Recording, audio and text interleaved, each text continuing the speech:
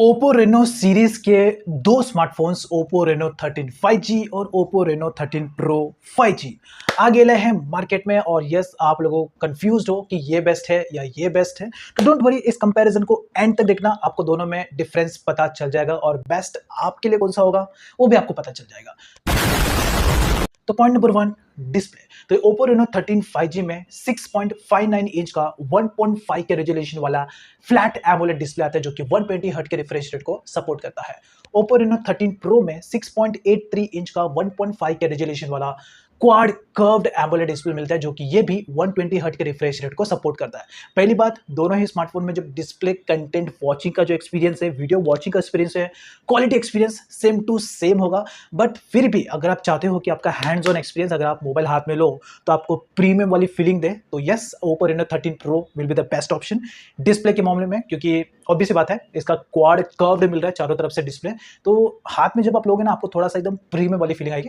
तो डिस्प्ले वैसे तो क्वालिटी के मामले में दोनों सेम है, बट डिस्प्ले लुक वाइज में ये बेटर ऑप्शन होगा। Point number 2, Android version. तो यहाँ पे जो दोनों ही स्मार्टफोन है ओप्पो रेनो 13 एंड प्रो, ये दोनों ही स्मार्टफोन एंड्रॉइड 15 के साथ में आते हैं जो कि कलर ओएस 15 पर बेस्ड है, और दोनों ही स्मार्टफोन में एंड्रॉइड के अपडेट्स मिलेंगे, सो कोई प्रॉब्लम नहीं है। लेकिन थोड़े बहुत ब्लोटवेयर्स के भी इशू है, तो हॉट ऐप्स और हॉट गेम्स जो कि आजकल वीवो ओप्पो के स्मार्टफोन्स में नॉर्मली आपको देखने को मिलता ही है, जिनमें से आप कुछ डिलीट मार सकते हो तो कुछ डिलीट नहीं मार सकते हो, लेकिन एंड्रॉइड अपडेट्स आपको मिलेंगे, तो कोई प्रॉब्लम नहीं है। Point number 3, chipset. तो यहाँ पर Oppo Reno 13 5G and Oppo Reno 13 pro, इन दोनों ही स्मार्टफोन में सेम टू सेम चिपसेट आता है। मीडियाटेक का डायमेंसिटी 8350 वाला प्रोसेसर जो कि 4 नैनोमीटर टेक्नोलॉजी पर बेस्ड है। यहाँ पे मुझे थोड़ा सा प्रॉब्लम ये रखा है, देखो वैसे ये दोनों, ये जो ओप्पो रेनो 13 5G और ये प्रो, दोनों स्मार्टफोन के प्राइसिंग में 5 से आई थिंक 8,000 का डिफरेंस होगा शायद।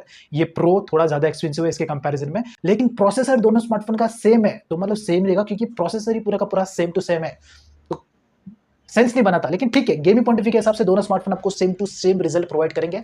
Point number 4, camera setup. तो Oppo Reno 13 5G and Oppo Reno 13 pro, दोनों स्मार्टफोन में ट्रिपल कैमरा का सपोर्ट मिलता है, जिसमें से ये जो स्मार्टफोन है रेनो 13, इसका मेन कैमरा है 50 मेगापिक्सल, अल्ट्रा वाइड कैमरा है 8 मेगापिक्सल, इसका मोनो कैमरा जो कि यूजलेस है 2 मेगापिक्सल का, और इसका जो सेल्फी कैमरा है वो है 50 मेगापिक्सल के साथ में। देन उसके बाद ओप्पो रेनो 13 प्रो, इसका मेन कैमरा है 50 मेगापिक्सल, अल्ट्रा वाइड कैमरा है 8 मेगापिक्सल, और इसमें टेलीफोटो भी आता है जो कि है 50 मेगापिक्सल का, और इसका जो सेल्फी कैमरा है वो आता है 50 मेगापिक्सल के साथ में। यानी कि देखो, दोनों स्मार्टफोन का जो फ्रंट कैमरा है 50 मेगापिक्सल का है, तो सेल्फी आपको फेम देखने को मिलेगा। लेकिन बैक कैमरा क्वालिटी के मामले में Oppo Reno 13 pro is better option, क्योंकि इसमें 50 मेगापिक्सल का टेलीफोटो कैमरा दिया गया, जिसकी वजह से आपका पिक्चर क्वालिटी थोड़ा सा आपको क्लियर एंड शार्प देखने को मिलेगा।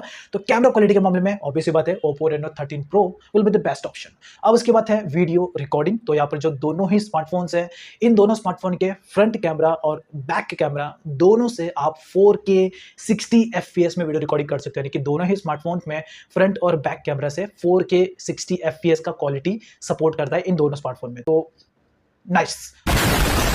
के बाद है बैटरी। तो यहाँ पर ओप्पो रेनो 13 5G में 5600 mAh की बैटरी आती है जो कि 80 वॉट के चार्जिंग को सपोर्ट करता है, और यहाँ पर ओप्पो रेनो 13 प्रो, इसमें 5800 mAh की बैटरी आती है जो कि ये भी 80 वॉट के चार्जिंग को सपोर्ट करता है। दोनों ही स्मार्टफोन 80 वॉट के चार्जिंग को सपोर्ट करते हैं, और बैटरी में भी कुछ मेजर डिफरेंस नहीं है। 5600 and 5800 almost same to same है, खाली 2-3 घंटा आपको इसमें एक्स्ट्रा बैटरी मिल जाएगा। अब उसके बाद है कुछ बेसिक फीचर्स। तो यहाँ पर जो दोनों ही स्मार्टफोन्स हैं, दोनों स्मार्टफोन्स में IP रेटिंग 69 आता है। दोनों smartphone OIS plus EIS technology को सपोर्ट करते हैं। दोनों ही स्मार्टफोन्स में हेडफोन जैक नहीं मिलेगा। दोनों ही स्मार्टफोन्स डबल स्पीकर्स के साथ में आते हैं, और ऑब्वियस सी बात है दोनों स्मार्टफोन में इन डिस्प्ले फिंगरप्रिंट सेंसर मिल जाएगा, और 5G तो दोनों स्मार्टफोन्स है ही है। अब लास्ट पॉइंट है प्राइसिंग, कि दोनों स्मार्टफोन का प्राइस क्या है। तो ओप्पो रेनो 13 5G का प्राइस है नियरली 40,000 रुपीज, जो कि 8GB रैम एंड 128GB वाला वेरिएंट है, और ये जो प्रो वाला वेरिएंट है इसमें आपको 8,000 रुपये एक्स्ट्रा, यानी कि 47,000 से 48,000 रुपीज के बीच में इस स्मार्टफोन का प्राइस है, जो कि 8GB रैम एंड 256GB वाला वेरिएंट है। इसमें 128GB वाला वेरिएंट मुझे मिला नहीं, तो ये 256GB वाले वेरिएंट का प्राइस है। तो ऑब्वियस बात है अगर 8GB रैम 128 होगा तो वो 46 या 45,000 रुपीज के बीच में आएगा। अब इसके बाद लास्ट पॉइंट, कि दोनों में से कौन सा स्मार्टफोन आपको लेना चाहिए। वैसे देखो, दोनों ही स्मार्टफोन्स में फीचर्स इतना एक्स्ट्रा लेवल नहीं है प्राइस के हिसाब से, बट फिर भी अगर आपको लेना है तो मैं रिकमेंड नहीं करूँगा कि आप दोनों में से कोई भी एक लो, लेकिन आप इसके लिए आप इसके अल्टरनेटिव स्मार्टफ़ोन्स के लिए जा सकते हो। एक तो है Vivo V40 Pro या तो Vivo T3 Ultra। प्राइस भी कम है और फीचर्स भी आपको अच्छे खासे मिल जाएँगे। Camera quality, gaming performance, processor भी Vivo V40 Pro और Vivo T3 Ultra दोनों स्मार्टफ़ोन में बेस्ट प्रोसेसर है। बट फिर भी अगर आपको इन दोनों में से कोई भी लेना है, Oppo Reno या Pro में से कोई भी अगर आपको लेना है, तो डेफिनिटली आप Pro के लिए जाना। बट मैं रिकमेंड नहीं करूँगा। आप इसके बदले आप इसके अल्टरनेटिव स्मार्टफ़ोन्स के लिए जा सकते हो, जो कि Vivo V40 Pro या तो Vivo T3 Ultra best option होगा। इन दोनों को अगर आप ले लोगे तो ज़्यादा बेटर होगा। तो ये थे कुछ मेरे पर्सनल ओपिनियन इन दोनों स्मार्टफ़ोन्स के लिए। I hope you like it. अगर आपको वीडियो अच्छा लगा है तो लाइक ज़रूर ठोकना, जिससे कि ये वीडियो और भी लोगों को देखने को मिले, तो लाइक इट।